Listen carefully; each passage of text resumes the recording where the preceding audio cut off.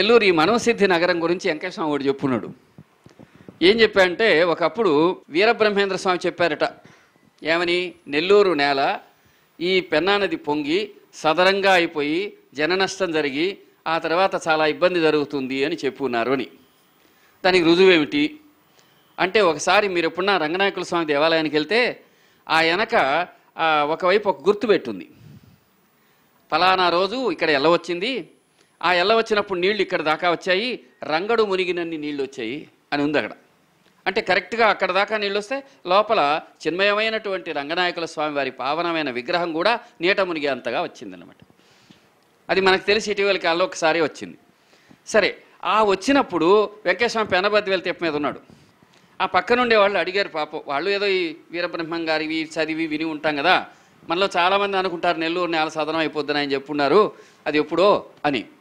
అప్పుడు వాళ్ళు పుల్లలు గుచ్చుతున్నారు, పల్లెటూర్లలో ఉంటుంది అది, నీళ్లు పొంగొస్తుంటే ఎంత నీళ్ళు వస్తే ఎక్కడ మునిగిపోతుందో అని పుల్లలు గుచ్చుతూ వస్తున్నారు. రాను రాను నీళ్లు పెరుగుతున్నాయి. వెంకటేశ్వర గుండం వేసుకుని కూర్చున్నాడు ఆ పక్కన. అప్పుడు ఆయన అడిగారు, స్వామి ఏంది నెల్లూరు సంగతి ఏమిటి అని అడిగి, నీళ్లు పెరగతా వస్తున్నాయి. అప్పుడు అన్నారు, అయ్యా పట్టి విడవాల అని, కొంచెంసేపు పెరుగుతాయి, మళ్ళీ కొంచెంసేపు తగ్గుతున్నాయి, మళ్ళీ కొంచెంసేపు పెరుగుతాయి, మళ్ళీ 15 నిమిషాలు తగ్గుతున్నాయి. ఆ మాట ఆయన చెప్పాడు. అంటే అది ఎందుకు జరిగింది, అక్కడెక్కడో తెంచడం, ఇంకో పక్కకి వెళ్ళిపోవటం ఏదో జరిగి ఉంటుంది, కానీ అది ఆయన చెప్పడం విశేషం. అప్పుడు అన్నారు, స్వామి ఇంకా గన కొంచెం నీళ్ళు వస్తే ఊర్లోకి ఈ ప్రాంతం అంతా మునిగిపోయిందనమాట, ఏకలోకం అయిపోయింది ఆ నెల్లూరు చెరువు, ఈ ప్రాంతం అంతా. రంగడి గుడే మునిగిందంటే ఇంక ఈ ప్రాంతం చెప్పాలా, దాదాపు చాలా 1-2 ఫ్లోర్లు మునిగినంత నీళ్లు వచ్చేసి ఉంటాయి.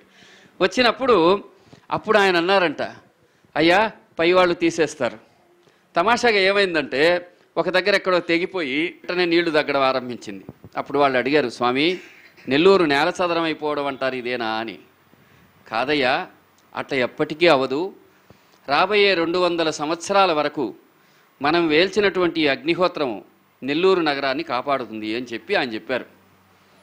నిజానికి పోతులూరు వీరబ్రహ్మేంద్ర స్వామి వారు చెప్పింది ఎవరికైనా తెలిసి ఉండొచ్చు, కానీ వెంకయ్య స్వామి ఇప్పించిన అభయవర ప్రదానం అందరికీ తెలియదు.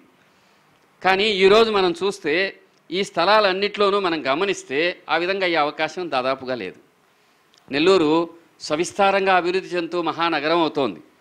ఈ నగరాన్ని తన తపస్సుతో తన గుండంతో అనుగ్రహించిన వెంకయ్య స్వామికి మన నెల్లూరు నగరంలో ఉండే ప్రతివారు రుణపడి ఉన్నాం. తపస్సుకి ఆధ్యాత్మిక రుణపడి ఉన్నాం మనం అందరం. అదన్నమాట, అటువంటి పావన స్థలంలో ఉన్నాం మనం. అందుకని ప్రతి చోట కూడా ఆయన తపస్సు అనుగ్రహం స్మరించదగినది. ఈరోజు వాళ్ళకున్న అనుభవాలు చెబుతారు, వాటిని మళ్ళీ యథారీతిగా మనం వివరించుకుందాం. ఫస్ట్ 5-6 సంవత్సరాల వయసు అప్పుడు నేను సోమసల కార్తీక మాసంలో శివాలయం పోయినాము. పోయిన తర్వాత అక్కడ కాళ్ళు గొలుసు పోయింది. రాత్రిపూట పండుకున్న తర్వాత ఎవరో తీసుకున్నారు. అప్పుడు ఏటి అవతల వెంకయ్య స్వామి ఉన్నాడు. అక్కడికి మా అత్త ఇంకొక ఆమె ఇద్దరు వెళ్ళారు. అక్కడికి వెళ్ళిన తర్వాత వాళ్ళు, మీరు వచ్చిన పని నాకు తెలుసమ్మా, నేను అవతలకు వచ్చేస్తున్నాను, మీరు వెళ్ళండి అని చెప్పాడు స్వామి. తర్వాత స్వామి ఆ మాట స్వామిని అడిగేసి ఇక్కడికి ఏటి యువతలకి వచ్చేశారు. వచ్చిన తర్వాత మామిడి చెట్టు కింద తాటిమట్ట వేసుకొని తాటిమట్ట మీద కూర్చొని సలిమంట కాసుకుంటూ కూర్చొని ఉన్నాడు. అక్కడికి పోయిన తర్వాత వెంటనే స్వామి ఏం చెప్పాడంటే, అమ్మ మీరు పోయే వరకు ఆమె గొలుసు తీసి అక్కడే పెట్టేస్తుంది, మీరేమి ఆమెను అడగబడలేదు, కానీ అందరినీ చూడమంటుంది ఆమె, కానీ ఆమెమో తీయదు, మీరు పోయే వరకు అక్కడే పెట్టి ఉంటుంది అని చెప్పాడు. సరే స్వామి అని చెప్పి స్వామి దగ్గర నుంచి వచ్చేసారు గుడికి. వచ్చిన తర్వాత అక్కడికి వచ్చి రాగానే అక్కడికి గొలుసు కనపడింది, అది తీసుకొని వచ్చారు. అది ఒకటి జరిగిపోయింది. తర్వాత మాది కచేరితేవరాయపల్లి గ్రామం అండి. మా భర్త గురునాథం. మాకు 4 అమ్మాయిలు, 1 అబ్బాయి. మా అబ్బాయి ఇక్కడ ఉద్యోగం చేస్తూ ఉన్నాడు, తెలుగు గంగ ఆఫీస్లో జాబ్ చేస్తున్నాడు. అమ్మాయిలు 4. కానీ నాకు 10 ఏళ్ల వయసులో నాకు టైఫాయిడ్ జ్వరం అని వచ్చింది.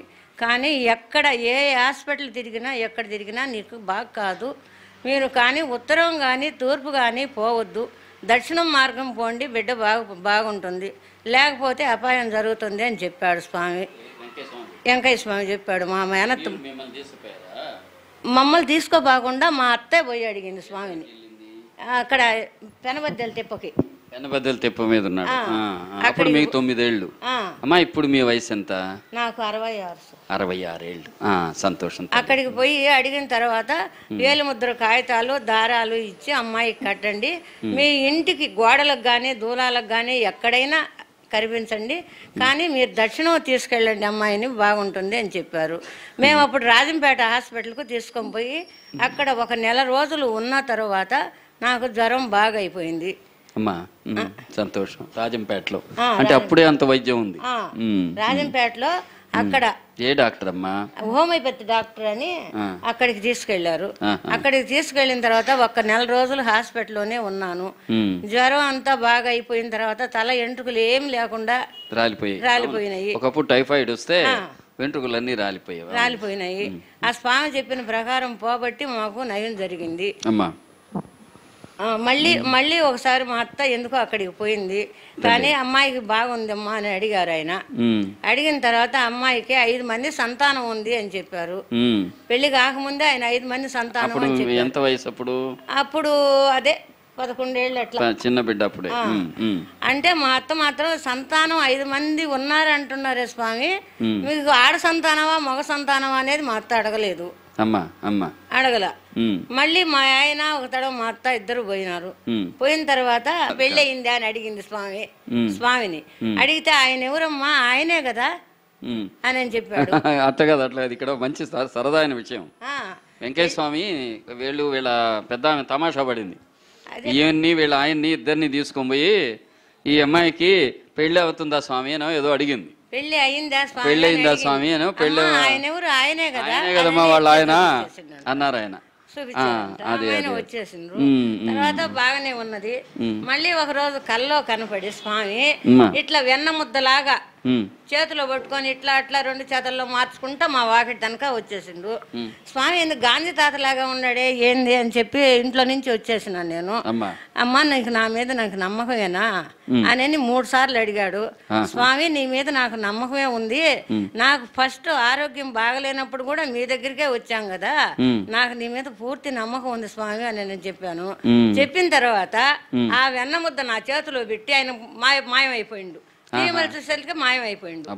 అట్లా నేను తీసుకొని ఇంట్లోకి పోయినాను.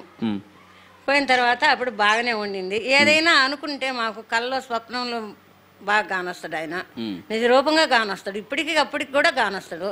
తర్వాత మా అత్తకి బాగలేదు. ఏం బాగలేదమ్మా? ఆమెకి బొప్పాయి చెట్టు పడి చెయ్యి ఇరిగింది. మేనత్తు సార్, ఆమె బొప్పాయి చెట్టు పై చెయ్యి ఇరిగింది.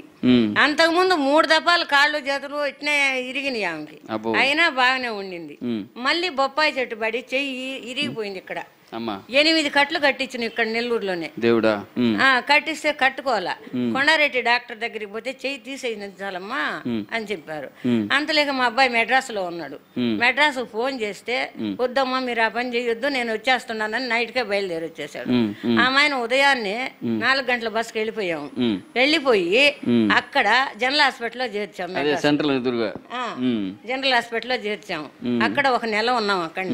అక్కడ ఉన్న తర్వాత ఆయన అదే కట్లు కట్టిన తర్వాత ఇంకా రాడ్ వేయాలి కదమ్మా, రాడ్ వేస్తాము, రక్తం లేదు, రక్తం తీసుకురండి అని చెప్పాడు. అప్పుడు మా అబ్బాయి పోయి వాళ్ళు తెలిసిన వాళ్ళు మాట్లాడుకొని 3 బాటలు రక్తం తీసుకొచ్చారు. తీరా హాస్పిటల్లో థియేటర్ దగ్గరికి పోయే వరకు ఆమె జలుబుతో అనింది.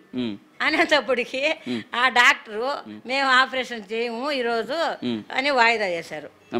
మళ్ళీ తెల్లవారి మళ్ళీ ఆపరేషన్ దగ్గరికి ఆ రాత్రికి ఏమో జరిగిందంటే ఇట్లా వెంకయ్య స్వామి స్వప్నంలో కనపడి పెద్ద స్వరంగం మాది, ఆ స్వరంగం నిండా నీళ్లు, అవతల గడ్డను ఆయన నిలబడుకొని యువతల గడ్డను మేము ఉండము, రాండి రాండి అంటున్నాడు. ఏం స్వామి మేము ఆపరేషన్ చేయించుకోవాలా, మా పరిస్థితి, మేము రాత్రికి దండం పెట్టుకున్నాం కదా. ఆ కల్లో కనిపించాడు. కల్లో కనిపించి ఆ నీళ్లు చూపిస్తా ఉన్నాడు, రమ్మంటున్నాడు. మేము ఎట్టొచ్చాం స్వామి, ఇంతలా స్వరంగం చూపిస్తే అంతలా గుణం వాళ్ళ నీళ్లు ఉండా, మేము రాలేము స్వామి, మా వల్ల కాదు, నీ ఇష్టం అని చెప్పిన. అట్లే ఆయన ఇట్లా కట్టబోసేసిండు. ఇసుకతో దోశలతో పోసారు. ఇట్లే కట్టబోసేసిండు. ఇంకా రండి అని అన్నాడు. సరేలేమని చెప్పి నేను మా అత్త అవతలికి దాటుకున్నాం. అవతలికి దాటుకున్న తర్వాత మళ్ళీ అట్లా చూపించాడు. ఏం స్వామి మీరు మాతో ఆటలాడుకుంటున్నారా ఏంది ఇట్లా మళ్ళీ స్వరంగం చూపిస్తున్నావి, ఏం స్వామి మాకు చాలా భయం వేస్తుంది అని చెప్పాం మేము. చెప్పిన తర్వాత ఆమె మళ్ళీ అట్లా కట్టబోసేసిండు. మమ్మల్ని అవతలికి రమ్మని ఆయన మాయమైపోయిండు. స్వామి మాయమైపోయిండు. తెల్లవారి ఉదయం ఆపరేషన్ చేసాము. ఆపరేషన్ సక్సెస్ అయింది బాగా. అప్పుడు బాగానే ఉండింది. 1 నెల రోజులు అక్కడే ఉండి ఇంటికి తీసుకొచ్చి తర్వాత మళ్ళీ 1 నెల దాలి చెకప్ పోయాం మేము. బాగుండింది. మా నాన్న నేను 8 ఏళ్ల పిల్లప్పుడు ఆయన జాతకంలో దేశ సంచారి కావాలని రాసిందంట. దేశ సంచారి ఆయన దేశం వెళ్ళిపోయాడు. నా పెళ్ళి అయ్యి మా అబ్బాయి కడుపున పడినంత వరకు రాలమ్మ నాయన రాలా. అప్పుడు వెంకటస్వామి దగ్గరికి పోతే మీ పెట్లో పంచులు ఉన్నాయి, దారాలు అవి తీసుకొని ఆ దారాలు తీసుకొని మా దగ్గరికి రండి, స్టావులు తీసుకొని అని చెప్పాడు. అప్పుడు ఆ పంచులు, ఈ దారాలు, ఆ ఏలి ముద్రకు కాగితాలు అవన్నీ తీసుకొని పోయి మా అత్తిచ్చి వచ్చింది. అది కాదు, మీరేమన్నారంటే సోమశిలలో యజ్ఞం చేయమని చెప్పారని. సోమశిలలో హరిహర బాబు దగ్గర యజ్ఞం చేయించమని. అది మర్చిపోయినట్టున్నారు. పర్వాలే, చేయించిన కొద్ది రోజులకి ఈయన సుబ్బన్న గారు తిరిగి వచ్చేసారు. చేయించిన కొద్ది రోజులకు మీరు యజ్ఞంలో కూర్చొని పూజ పెట్టాలా అని అన్నారు. ఆ పూజకు కావాల్సిన నాటి ఏర్పాట్లు కొంచెం డబ్బు ఇచ్చేసింది మా అత్త. డబ్బు ఇచ్చేసిన తర్వాత వాళ్ళు అక్కడ అదే ఆ పంచులు ఉన్నాయన్నారు కదా, అక్కడికి తీసుకొచ్చి ఇమ్మన్నారు యజ్ఞం దగ్గరికి. అవి ఇచ్చి కొంత డబ్బులు ఇచ్చి ఆ యజ్ఞంలో పాల్గొని ఇంకా పలానా రోజుకు వస్తాడు అని చెప్పాడు. ఆయన ఎక్కడి నుంచి వచ్చారంటమ్మా? ఎక్కడికి పోయిందంట? మా నందికొండ ప్రాజెక్ట్ దగ్గర ఉన్నాను. అక్కడ డాము దగ్గర కాలిపోయింది. నాగార్జున సాగరే నందికొండ. అదే పరారైపోయినారు జనాలంతాను. అప్పుడు నేను కూడా పరారైపోయినాను. తర్వాత వచ్చేసినాను. మీ విషయంలో వెంకటేశ్వర గురించి 2 విషయాలు చెప్తా. చెప్పండి. ఏమిటంటే, ఒకటి వెన్న ఇవ్వడం దయకు గుర్తు, కరుణకు గుర్తు. ఎలా అంటే వెన్న దేనిలోంచి వస్తుంది? పాలలోంచి వస్తాయి. పాలిచ్చేది ఎవరు? అమ్మ నుంచి మనకు లభించే శక్తి పాలైతే అందులోంచి లభించే వెన్న, నెయ్యి అమ్మతనానికి, కరుణకు, దయకు, జాలికి గుర్తు. అంటే మిమ్మల్ని ఆయన అనుగ్రహిస్తానని చెప్పాడు. నెంబర్ 1.